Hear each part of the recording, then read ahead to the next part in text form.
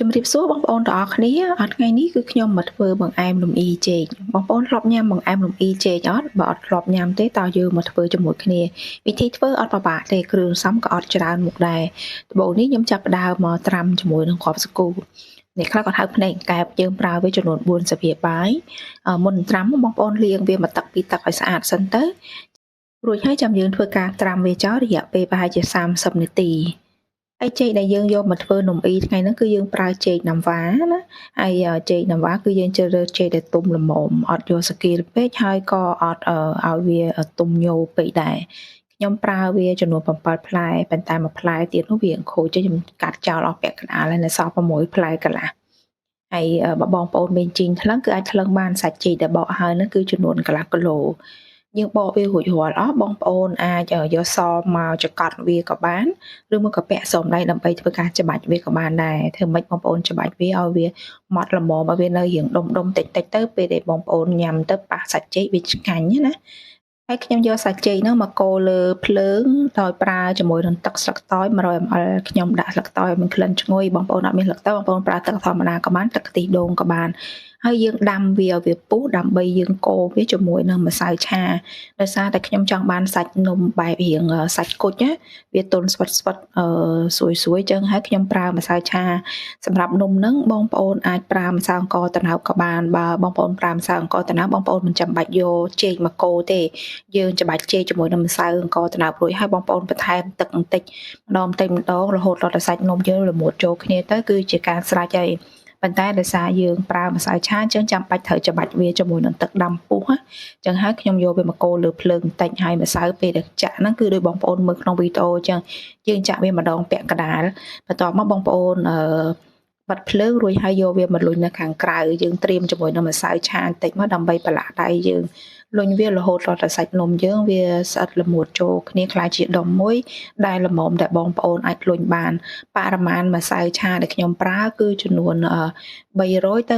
350ក្រាមនិយាយទៅចន្លោះប៉ុណ្ណឹងវាអាចខុសគ្នាអាស្រ័យលើកំហាប់បងប្អូនកូរសាច់ចេកអញ្ចឹងហើយយើងមើលតាមជាក់ស្ដែងយើងលាយធ្វើម៉េចឲ្យតែសាច់នំយើងល្មមដែលបងប្អូនអាចសូនបានកុំឲ្យវារឹងពេកកុំឲ្យវាជ្រាយពេកកាលណាតែស្ងួតពេកពេលដែលបងប្អូនស្ងោរនំនឹងចេញមកទៅវាហឹងហើយបើថាជ្រាយសាច់នំយើងគឺវាអត់សូវស្រួយទេពេលដែលស្ងោរចេញមកអញ្ចឹងហើយបងប្អូនអាចមើលតាមជាក់ស្ដែងលុញរួចហើយទុកវាមួយឡែកសិនយើងចាប់ផ្ដើមមកត្រៀមគ្រាប់សាគូរបស់យើងបន្ទាប់ពីយើងត្រាំវាចោលបានកន្លះម៉ោងមកវារីកល្អអញ្ចឹងយើងស្រោះយកទឹកនឹងចេញរួចហើយយើងយកវាទៅដាក់ស្ងោរទឹកបងប្អូនដាក់វាមកល្មមនឹងបរិមាណសាគូរបស់យើងរួចហើយដាំវាពុះចាំបងប្អូនដាក់សាគូយើងចូលស្ងោរមុននឹងរងាស់វាបងប្អូនកូរវាបន្តិចទៅការពារកុំឲ្យវាស្អិតជាប់បាតឆ្នាំងវាខ្លោចខ្ញុំស្ងោរវាចោលរយៈពេលប្រហែលជាខ្ទង់8នាទីទៅ10នាទីអីហ្នឹងគឺវាឆ្អិនហើយបន្ទាប់មកបងប្អូនបិទភ្លើងរួចហើយយើងស្រង់គ្រាប់សាគូរបស់យើងហ្នឹងយកមកដាក់លាងជាមួយនឹងទឹកត្រជាក់ធម្មតាឬក៏ត្រាំវាឲ្យចុះត្រជាក់ទុកចោលនឹងសិនទៅយើងត្រាំវាគឺដើម្បីកុំឲ្យទឹកខ្ទិះរបស់យើងហ្នឹងគឺវាខាប់ខ្លាំងបើបងប្អូនអត់ត្រាំទេដូចយើងធ្វើចេកខ្ទិះអញ្ចឹងណាដាក់សាគូចូលគឺវាខាប់បន្តិចហើយអញ្ចឹងហើយបើយើងអត់ចង់បានខ្ទិះខាប់ទេបងប្អូនយកវាមកលាងទឹកចេញមកទឹកត្រាំវាចោលហ្នឹងទៅហើយយើងដាក់ទឹកមួយឆ្នាំងទៀតដាំឲ្យពុះបែបហ្នឹងមកបន្ទាប់មកយើងយកដុំម្សៅដែលយើងបានលុញឲ្យមិញដាក់វាចូលស្ងោរដាក់វាចូលខ្ញុំដាក់ចូលទាំងអស់ហ្មងណាហើយពេលដាក់ចូលរួចហ្នឹងបងប្អូនយកសាវីយកមកឆ្កឹះវាថ្នមកុំឆ្កឹះខ្លាំងខ្លាចបែកសាច់ម្សៅសាច់នំរបស់យើងអញ្ចឹងយើងឆ្កឹះវាថ្នមឲ្យវាល្ហើបចេញពីបាតឆ្នាំងមកកុំឲ្យវាស្អិតជាប់ឆ្នាំងទៅវាខ្លោច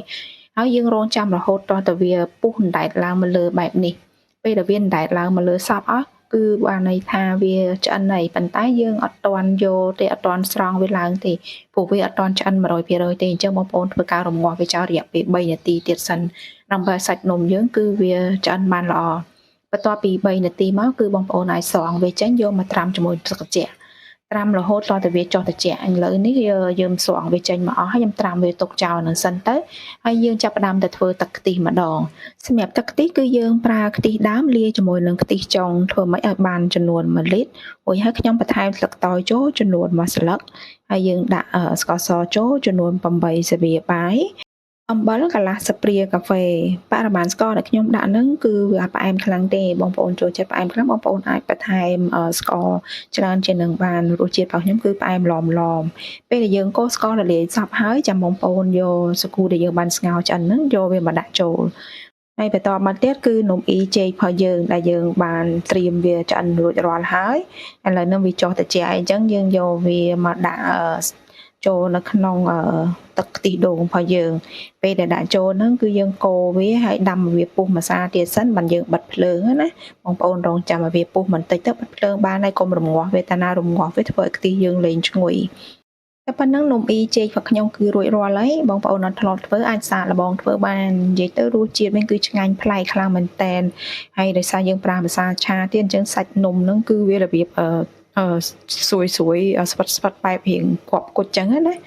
ហើយពេលដែលញ៉ាំបងប្អូនអាចបន្ថែមវាជាមួយនឹងល្ងលីងបន្តិចទៅគឺកាន់តែឈ្ងុយខ្លាំងមែនតែនរួចរាល់ហើយអរគុណច្រើនបងប្អូនទាំងអស់គ្នាដែលបានមើលវីដេអូរបស់ខ្ញុំពីដើមរហូតដល់ចប់បើបងប្អូនមានសំណួរឬយកក្បល់អីគឺអាច comment នៅខាងក្រោមវីដេអូបានណាហើយបងប្អូនថ្មីកុំភ្លេចជួយ subscribe channel YouTube និង follow page របស់ខ្ញុំផងអរគុណជម្រាបលាជួបគ្នាវីដេអូក្រោយៗទៀត